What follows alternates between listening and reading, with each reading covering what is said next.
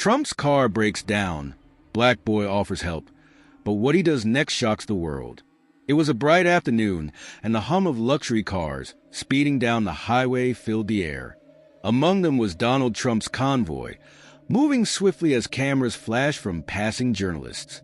Trump was en route to an important event, a high-profile fundraiser. His presence was, as always, the center of attention. Suddenly, the convoy came to a jolting halt. One of the tires on Trump's custom car had gone flat. Security personnel scrambled, their earpieces buzzing with urgent instructions. The situation was inconvenient, to say the least, and the location, a quiet, remote stretch of road, made it worse. They were miles away from any professional help. At a distance, Jamal stood under the shade of a tall tree. The young black boy, no older than 15, had been wandering home from his part-time job at a small repair shop nearby. His backpack hung loosely on his shoulder, and his eyes widened as he noticed the commotion. A convoy of black SUVs, tinted windows, and heavily armed guards wasn't something one saw every day, especially not in his neighborhood. Curiosity tugged at Jamal. He moved closer, carefully staying out of sight, wondering what was happening. Then, through the gap between two cars, he caught a glimpse of the man himself, Donald Trump. Jamal froze. He'd seen Trump on TV many times, but never imagined being this close. It didn't take long for Jamal to piece together the problem. A flat tire. His heart raced. He had the skills to help, thanks to countless hours spent learning mechanics at the shop. But would they even let someone like him approach? Doubt clouded his mind. Yet, something deeper, a mix of pride and the desire to do the right thing, urged him forward. Jamal stood at the edge of the road, his heart pounding as he debated what to do. The sight of armed security guards pacing around the convoy was intimidating, and the idea of approaching someone as powerful as Donald Trump felt unreal. What if they thought he was a threat? What if they didn't even let him speak? He looked at his hands, roughened from hours spent working with tools, and took a deep breath. "You've done this 100 times," he whispered to himself. "It's just another flat tire." Gathering his courage, Jamal stepped out of the shadows and cautiously made his way toward the convoy.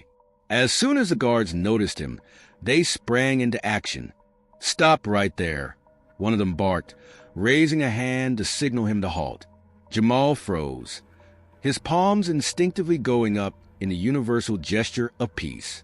"I'm not here to cause trouble," he called out, his voice steady despite the tension. I think I can help." The guards exchanged skeptical glances. To them, Jamal didn't look like someone who belonged anywhere near a high-profile convoy. His worn clothes and scuffed sneakers only made them more suspicious. "Step back," another guard ordered, moving closer to block him. Jamal stood his ground. "Look, I know how to fix a tire. I work at a shop not far from here. Just let me help, and I'll be on my way." The commotion caught Trump's attention. Seated in the back seat of his car, he glanced out the window, curious about the interruption. When he saw Jamal, a skinny kid standing nervously in front of a security detail, he furrowed his brow. "What's going on out there?" he asked, rolling down the window slightly. "Just a kid," one of the guards replied. "Says he wants to fix the tire." Trump paused, considering the situation. He could tell from Jamal's demeanor that the boy wasn't a threat. Something about his determination piqued Trump's interest. "Let him through," he said finally, his tone calm but commanding. The guards hesitated, clearly uneasy with the idea, but they obeyed. "All right, kid," one of them said gruffly, "but no funny business." Jamal nodded, relief washing over him as he approached the car. He avoided eye contact with the intimidating guards and instead focused on the flat tire. Kneeling down, he examined it closely. "It's not too bad," he muttered, more to himself than anyone else. "I can patch it up in no time." Trump watched from the window, intrigued. "What's your name, kid?" he asked suddenly. Jamal glanced up, surprised to be addressed directly. Jamal, sir," he replied, quickly returning to his work. "Jamal, huh? Trump leaned back in his seat, crossing his arms. "You fix tires often?" "Yes, sir," Jamal said without looking up. "I've been learning at a repair shop for the past year. My uncle owns it." Trump nodded, seeming impressed. "You don't look nervous." Jamal chuckled softly. "I fix worse than this. I'm more worried about those guys with the guns." Trump laughed, a genuine, unexpected sound that momentarily broke the tension. The guards exchanged surprised looks but said nothing. Within minutes, Jamal had the spare tire in place and the flat one secured in the trunk. He stood up, wiping his hands on his jeans. "There, all done," he said, stepping back. Trump stepped out of the car, looking at the boy with a rare expression of approval. "You did good, Jamal," he said, reaching into his pocket. "Let me pay you for your time." Jamal shook his head firmly. "No, sir. I didn't do it for money." Trump raised an eyebrow. "Then why did you do it?" Jamal hesitated, then looked him in the eye. "Because it was the right thing to do." For a moment, Trump said nothing. His usual sharp demeanor softened. "Not many people would have done what you just did," he said finally. "You've got guts, kid." Jamal smiled, but his eyes held a quiet determination. "I just hope you'll remember that not everyone who looks like me is here to cause trouble." Trump's expression shifted, a flicker of thought crossing his face. He extended his hand, and Jamal shook it firmly. "I won't forget," Trump said, his voice carrying an unexpected weight. As Jamal walked away, the convoy started moving again, but Trump's gaze lingered on the boy through the rearview mirror. Something about the encounter had left a mark, a moment of humanity in a world often divided. Jamal stood over the flat tire, his hands steady as he worked. His years of experience at his uncle's repair shop had prepared him for this moment. Each turn of the wrench felt natural, the motions fluid, almost instinctive. He glanced up briefly at the car. Trump's car, a symbol of wealth and power. But for now, it was just another machine in need of repair, and Jamal was determined to do it right. The guards, who had initially been skeptical, watched him work in silence. Their faces were a mix of disbelief and quiet respect. They had expected some sort of delay, maybe even a botched job from a kid who had no business being in the middle of an event like this. But Jamal worked with a calm precision, his every movement sharp and focused. With every twist of the wrench and lift of the jack, he proved them wrong. Within minutes, the flat tire was off, and the spare tire was in place. Jamal didn't rush, but he didn't waste time either. He checked the tire pressure, ensuring everything was secure. With a final nod of approval to himself, he lowered the jack and stepped back. "All set," Jamal said, wiping his hands on his jeans. His voice was calm, though inside, he was brimming with pride. He had done it. He had fixed a flat tire on one of the most famous cars in the world, and not just any car. The car of a man who seemed untouchable to people like him. Trump, who had been watching quietly from the back seat, stepped out of the car. For a moment, he simply stared at the tire, as if processing what had just happened. The other people around the convoy, the security guards and staff, all seemed momentarily frozen, unsure of how to react. Jamal's hand shook slightly from the adrenaline of the moment, but he maintained his composure. "Well done," Trump said, breaking the silence. His voice, though familiar and authoritative, held an unfamiliar warmth. "You've got skill, kid. I'll give you that." Jamal looked up, slightly surprised by the compliment. He had expected Trump to brush him off, or perhaps just toss him some cash for his trouble.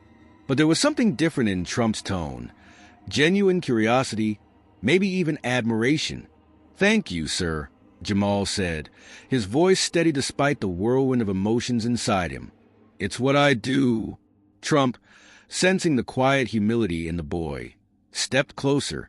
The guards had relaxed slightly, no longer on edge, though they remained watchful. "What do you mean, it's what I do?" Trump asked. "Where did you learn all this?" Jamal shifted his weight, glancing at the ground for a moment before meeting Trump's gaze again. "My uncle runs a little auto shop not far from here. I've been helping him out for a few years now. Learned everything I know from him. It's been the only way I could help my family." Trump raised an eyebrow. "Your family?" Jamal hesitated for a moment before responding. "Yeah, my mom, my little sister, and me. We're struggling."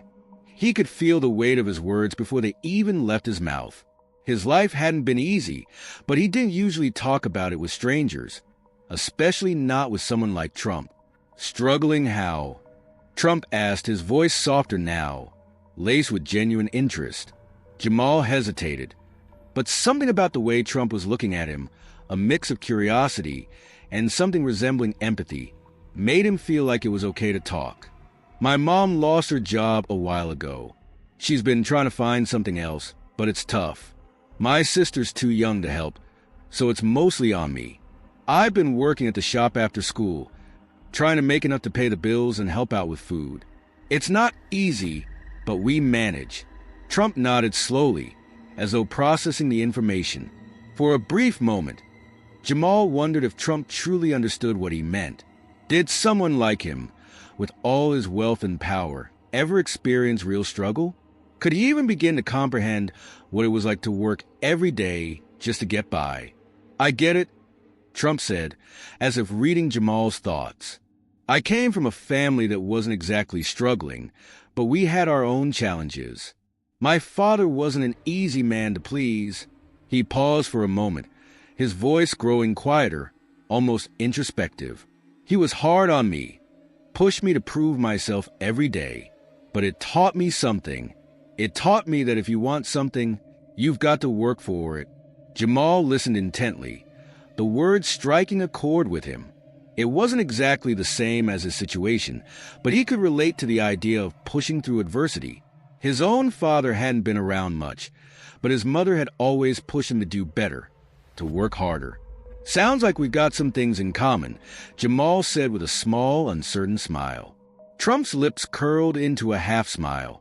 "Maybe we do, but, Jamal, people don't always understand the value of hard work until they see it for themselves. You've got something that most people in this world don't. You've got grit, and that kid is worth more than any check I could write you." Jamal didn't know how to respond.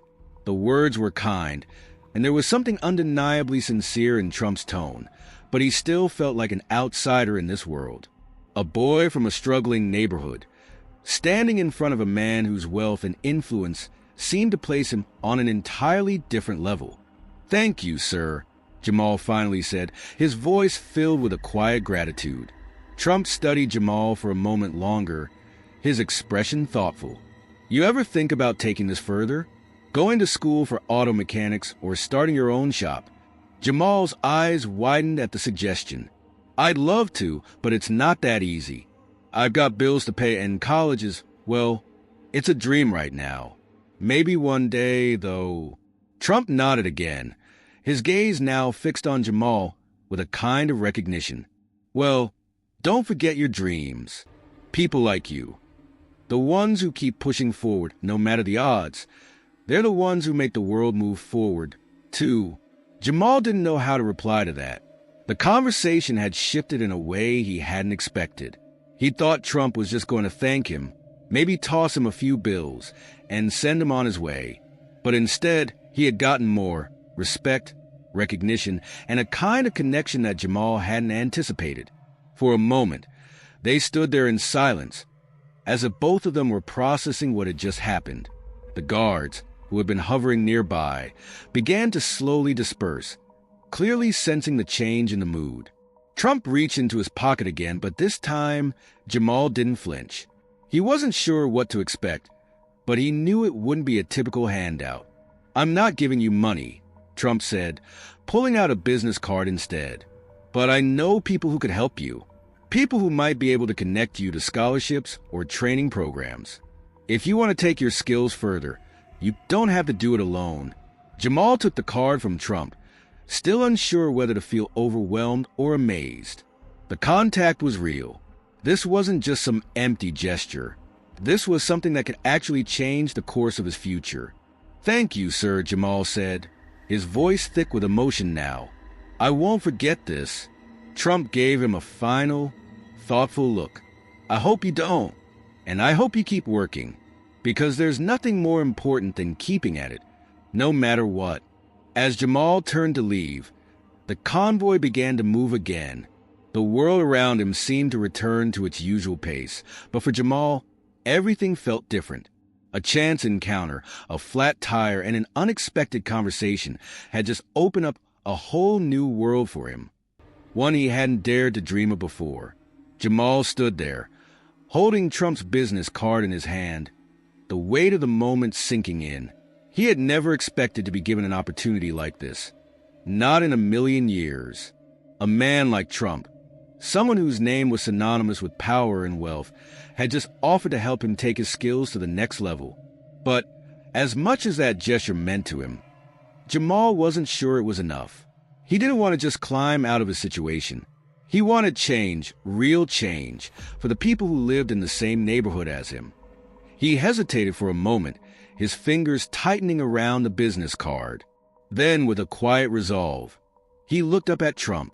"Sir, I appreciate the offer," Jamal began, his voice steady despite the whirlwind of emotions inside him. "But I don't need money or connections. What we need, is for people like you to actually see the places we come from, to see the people, not just in passing, but really see us." Trump's brow furrowed in confusion, and for a moment, Jamal wondered if he had said the wrong thing. But Trump's face softened, the curiosity in his eyes clear. "What do you mean?" Trump asked, his voice low. He wasn't dismissing Jamal, but his tone had shifted from casual to attentive. Jamal took a deep breath, trying to find the right words. "I'm talking about my community, the place where I grew up. It's a neighborhood full of people trying their best, but it's hard, really hard. We don't have opportunities. We don't have the kind of support systems people like you have, but we still have hope, even if it feels like we're fighting a losing battle." Trump listened in silence, but Jamal could tell that the words were starting to land. "I've seen people who could do amazing things if they had the chance. I've seen kids with more talent than I ever had, but no one believes in them. The system doesn't even give them a fighting chance. It's a cycle. Poverty, crime, broken homes. It's like a trap that keeps getting tighter." Trump shifted his stance slightly, his eyes narrowing as if he were processing Jamal's words. "So, what exactly are you asking for?" He didn't sound dismissive, but there was an edge of skepticism in his voice. He was a businessman, not a politician or a philanthropist. He had built his empire by making hard, pragmatic decisions, not by making emotional gestures. "I'm not asking for handouts," Jamal said, his voice steady, though the weight of his words pressed on him. "I'm asking you to come see it for yourself, to see the reality of life in my neighborhood, what it's really like. Maybe that'll make you understand why so many people are stuck. And maybe, just maybe, it'll show you that we need more than just charity. We need systemic change. We need people in power to care, to step in, to offer real solutions, not just throw money at us and forget we exist." Trump looked at Jamal for a long moment, as if searching for something in his face. He had met countless people in his life, business partners, politicians, celebrities, but there was something about Jamal's words, his quiet confidence, that made him pause. "Let me get this straight," Trump finally said, his voice laced with curiosity. "You want me to visit your neighborhood? To see firsthand what it's like? What do you think I can do about it?" Jamal nodded slowly. "Yes, sir. I'm asking you to see it, so maybe you can do something that actually makes a difference. People like you, with your resources, your connections, you have the power to create change. But we need you to understand what's happening on the ground. We need leaders who aren't afraid to take risks, to break the cycle, to make real investments in places that have been forgotten." There was a long silence. The hum of the convoy, the noise of traffic, the sound of footsteps on the pavement. It all seemed to fade into the background as Trump considered Jamal's words. Jamal felt a tightening in his chest, unsure if his request was too much or if he had pushed too far. But he had said what he needed to say. He had put the truth out there, and now it was up to Trump to decide. Finally, Trump spoke, but his tone was different. He seemed less sure of himself than he had earlier, when he had offered Jamal his business card. "You're asking a lot, kid," he said, shaking his head slightly. "I don't know if that's something I can just do. You want me to walk into a neighborhood and just, what, start handing out solutions? It doesn't work like that." Jamal felt a pang of disappointment, but he didn't show it. "I'm not asking for you to just come in and fix everything. I'm asking you to come and listen, to meet the people who are living through it every day, to talk to the ones who are trying to make things better despite everything working against them." Trump rubbed his chin, his eyes distant as he processed what Jamal had said. Jamal could see the wheels turning in his mind. He could tell that Trump was torn. It wasn't an easy decision, and Jamal knew that. But he also knew that if anyone could make a difference, it had to be someone like Trump, someone with influence, resources, and the ability to make things happen. "I'll think about it," Trump said finally, his voice more thoughtful now than it had been earlier. "But you're asking for something big. You're asking me to put myself in the middle of something I don't know. It's not a simple thing to just go visit a neighborhood and expect things to change." Jamal nodded. He wasn't expecting immediate results. He knew how politics and power worked. It was slow, cumbersome, and often full of empty promises. But there was a glimmer of something in Trump's eyes now, a hesitation, maybe, but also something else. Something that made Jamal think that, just maybe, there was hope. "I understand, sir," Jamal said quietly. "I'm not asking for promises. Just a chance." Trump looked at him for a long time, and Jamal wondered if he had made a mistake. But then, after a tense pause, Trump nodded. "I'll think about it," he repeated. "But you've got guts, kid. I'll give you that." Jamal felt a small, bittersweet smile tug at his lips. "Thank you, sir," he said, his voice quieter now. "I'll be waiting." With that, Jamal turned and walked away, his heart heavy with a mix of hope and uncertainty. He wasn't sure if Trump would actually follow through, but he had planted the seed. And sometimes that was all you could do. He had asked for something more than just charity. He had asked for a real opportunity to change the system, to help his people, and to finally be seen. Whether or not Trump would take him up on the offer was still up in the air, but Jamal knew that he had done what he could. All he could do now was wait. Weeks had passed since Jamal's conversation with Trump, and life had returned to its usual rhythm. The days were long, filled with work at his uncle's auto shop, school, and the constant worry about bills and the future. Jamal hadn't expected much to come of their discussion. People in power didn't change overnight, and he had come to accept that. But still, the memory of that conversation lingered, a faint but persistent hope that maybe, just maybe, something could be different. It was a Thursday morning when the call came. Jamal was tightening a bolt on a car engine when his phone buzzed in his pocket. He pulled it out, glancing at the screen. The name on the caller ID made his heart skip a beat. "Mr. Trump?" Jamal answered, his voice more nervous than he cared to admit. "Jamal," Trump's voice crackled through the phone. "I've been thinking about what you said, and I'm coming to see your neighborhood. I'll be there next week." Jamal stood frozen, the wrench still in his hand, his mind struggling to process the words. "You're coming here?" he asked, barely able to believe it. "To my neighborhood?" "Yes. I want to see it for myself," Trump said. "I'll have a team with me, and we'll set up a visit. I'll be there on Wednesday. Make sure you're there. It's time to see what's really going on." Jamal could hardly believe it. After all the hesitation, all the skepticism, Trump was actually coming. He felt a mix of disbelief, excitement, and nervous anticipation. This could be the moment everything changed. Wednesday arrived with a heavy weight in the air. Jamal had spent the last few days preparing for this moment, telling his family, speaking to his friends, and trying to convince them that this wasn't a prank or a fleeting promise. He had cleaned up the block as best as he could, though the reality of the neighborhood wasn't something you could just scrub away with a broom.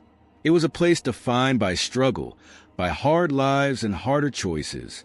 But it was also a place filled with resilience, pride, and a determination to rise above the circumstances that had been handed to them. As the day drew nearer, Jamal began to feel the pressure. What if Trump didn't show up?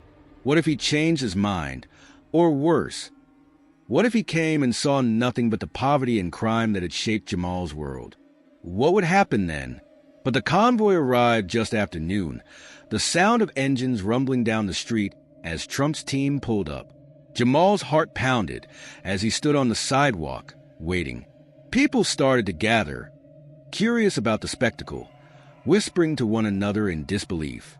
They had heard the rumors, but seeing it with their own eyes was a different thing altogether.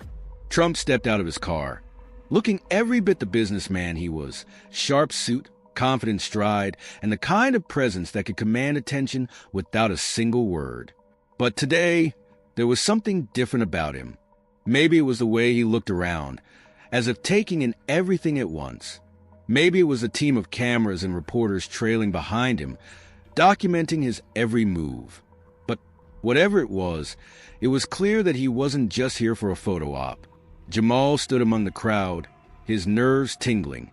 He had told himself that he wasn't going to get his hopes up, but now that Trump was actually here, he couldn't help but feel a surge of excitement.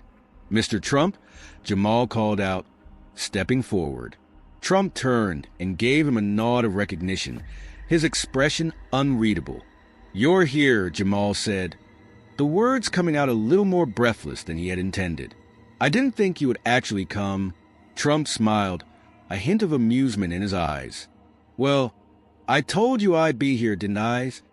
He looked around at the crowd, his gaze scanning the faces of the people who had gathered to witness this moment. "This place, it's not what I expected, but I've seen enough to know that there's more going on here than most people think." The reporters were already snapping photos, their cameras flashing in rapid succession. Trump didn't seem to mind. If anything, it only added to the dramatic effect of his presence. "Jamal," Trump said, his voice loud enough for the crowd to hear, "I've seen a lot of neighborhoods in my day, but I haven't seen many like this one. There's potential here, real potential. And I'm here to see what we can do to make things better." The crowd fell silent at the words, unsure whether to believe him or not.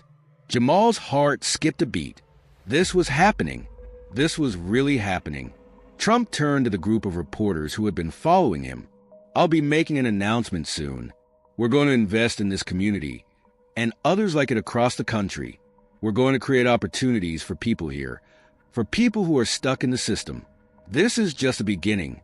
The reporters immediately pounced on the statement, firing off questions. The cameras clicked, flashing relentlessly as Trump spoke with a confidence that Jamal had come to expect from him. The media would cover every word, every gesture, every movement Trump made. And as much as Jamal didn't care about the cameras, he couldn't ignore the weight of what Trump was saying. This wasn't just a visit. This was a turning point. Over the next few days, the news spread like wildfire. Television stations, social media platforms, and news websites were ablaze with the story of Trump's visit to a struggling community. Some hailed it as a moment of genuine outreach, a breakthrough for people who had long been ignored by the powerful elite. Others were more skeptical, questioning whether it was just a stunt to gain favor with voters or distract from other political issues. The media coverage was relentless, with pundits on both sides weighing in on Trump's motivations. Was this a sincere attempt to make a real difference, or was it another calculated move in a long line of PR campaigns? It didn't take long for the debates to rage across social media, with some people expressing hope that change was finally coming, while others dismissed it as just another empty promise. Jamal, however, stayed quiet amid the storm. He had never been one for the limelight, and he didn't expect to be in the center of it now. But he couldn't ignore the sense of change in the air. For the first time in a long while, there was a feeling that maybe, just maybe, things could get better. A week after Trump's visit, an official press conference was held. Trump stood at a podium, flanked by government officials and community leaders, as cameras flashed around him. His words, though still laced with political rhetoric, held an unexpected promise. "We are announcing today a new initiative," Trump declared. "We will be investing millions into underprivileged communities, creating jobs, improving education, and providing access to health care. This is not just about charity. This is about empowerment. This is about breaking the cycle of poverty and giving people the tools to succeed." The crowd erupted in applause, but Jamal couldn't help but wonder if this was just a beginning or yet another hollow promise. He had seen change come too slowly before, and he wasn't going to believe it until he saw it. But as the crowd cheered, Jamal found himself cautiously hopeful.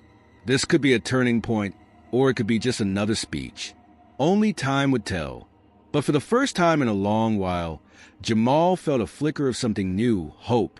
And for him, that was enough to keep pushing forward. The days following Trump's visit were a whirlwind. Jamal found himself at the center of attention in his community, though it was a position he never sought. People recognized him on the streets, offering congratulations, shaking his hand, and thanking him for what he had done. They had witnessed the impossible.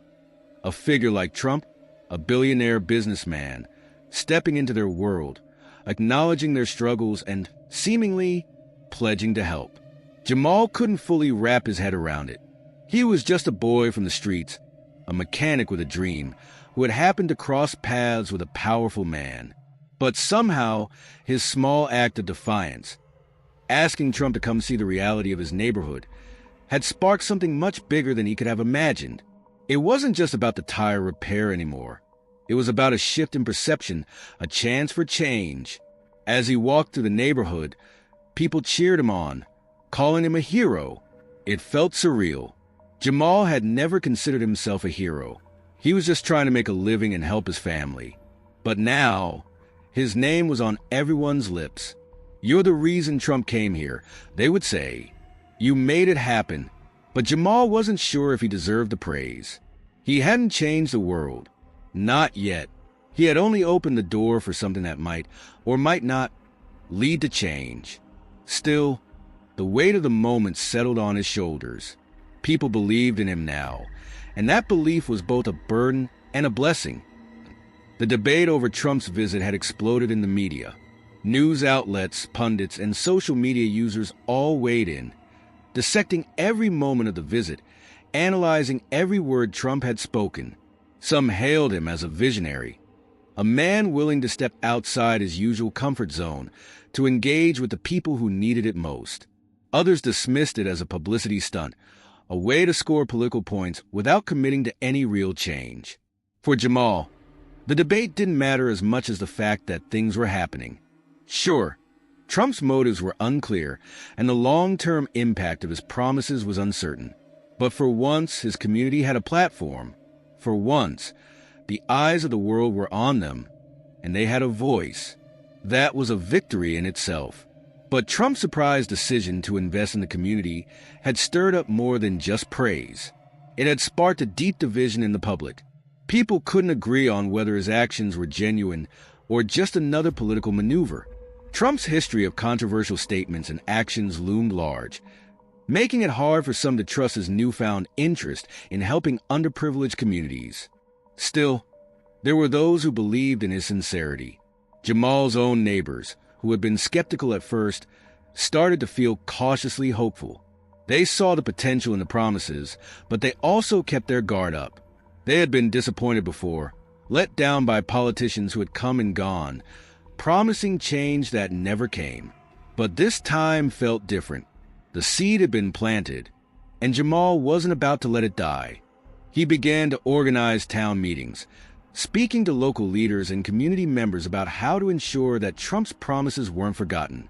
He urged them to hold him accountable, to ensure that the funds and initiatives actually reached the people who needed them most. He wasn't naive enough to believe that one visit could fix everything, but he wasn't about to let the moment slip away without making sure something good came from it. As the weeks passed, Trump's team began to follow through on some of their promises. Community centers were renovated, job training programs were set up, and new educational resources were introduced. The media coverage didn't stop, and neither did the criticism. People continued to debate whether Trump was doing it for the right reasons, but Jamal noticed something important. His community was changing, even if only in small ways. Jamal continued to stay involved, attending meetings with city officials and making sure that his community's voice was heard. He had gone from a kid fixing cars in a rundown shop to a local leader, a connector between the people and the promises made. And while the road to real change was still long, Jamal could feel the momentum building. The hope that had once seemed impossible was starting to take root. One afternoon, after a meeting with local leaders about job opportunities, Jamal received another call. He saw the name on the screen and instantly recognized it. "Mr. Trump?" Jamal answered, his voice steady but laced with surprise. "Jamal, it's Donald," Trump said, his tone more personal than it had ever been before. "I just wanted to check in. How's the community doing? Are things progressing the way we talked about?" Jamal was taken aback. He hadn't expected Trump to follow up. "Things are moving forward," Jamal replied. "There's still a long way to go, but people are starting to see the changes. It's not perfect, but we're on the right track. Thank you for doing what you said you would."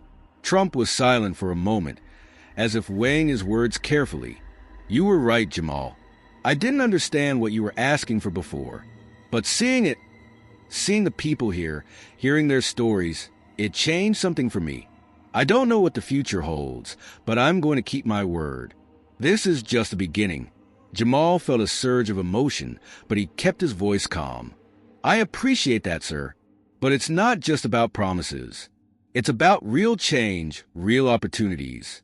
I hope this is just a start, and we don't forget the people who need it the most." "I hear you," Trump replied, "and I'll be watching. We'll see this through." The conversation ended, and Jamal sat there for a moment, processing what had just happened. He wasn't sure what Trump's continued involvement would look like, or if the changes would stick in the long term. But for the first time, he felt like they might have a chance. In the months that followed, Jamal's role in his community grew. He wasn't just a mechanic anymore. He was a symbol of hope, a reminder that change could start with one person willing to ask for something different. He continued to push for progress, working with local organizations to make sure that the investments made in the community weren't just a temporary fix. Trump's decision to follow through on his promises, though controversial, had made an impact. Whether it was a genuine change of heart or a strategic move, the fact remained that Jamal's neighborhood had benefited. And for Jamal, that was enough. He had sparked a conversation, forced people to see the forgotten parts of their world, and in doing so, had set the stage for something bigger than himself. As for Trump, his actions had left an impression on Jamal that would last far beyond the headlines. It wasn't the first time Jamal had met someone who had the power to change things, but it was the first time he had met someone who was willing to listen, truly listen, and step outside their comfort zone to make a difference. For both of them, the encounter was a reminder that change didn't always come in the form they expected. But when it did come, it had the power to shape lives, to shift perceptions, and to create ripples that would last far longer than the media frenzy that had accompanied their meeting. As Jamal stood in the quiet of his neighborhood, watching the people around him, he couldn't help but reflect on how far things had come. The hustle and bustle of the city seemed to carry on as it always had, but there was an undeniable shift in the air. Small changes were happening, and they had all started with a single, seemingly insignificant moment. Jamal's decision to approach a man who could have easily ignored him.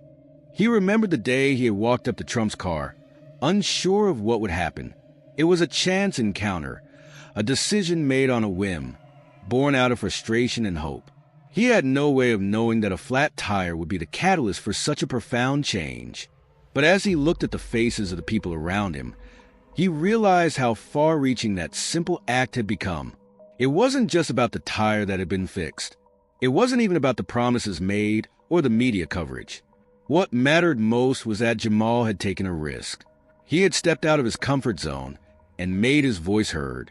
And in doing so, he had ignited a conversation that extended far beyond his community, a conversation about the struggles people face every day and the power of people in positions of influence to make a difference. Jamal had always believed that change came slowly, if at all.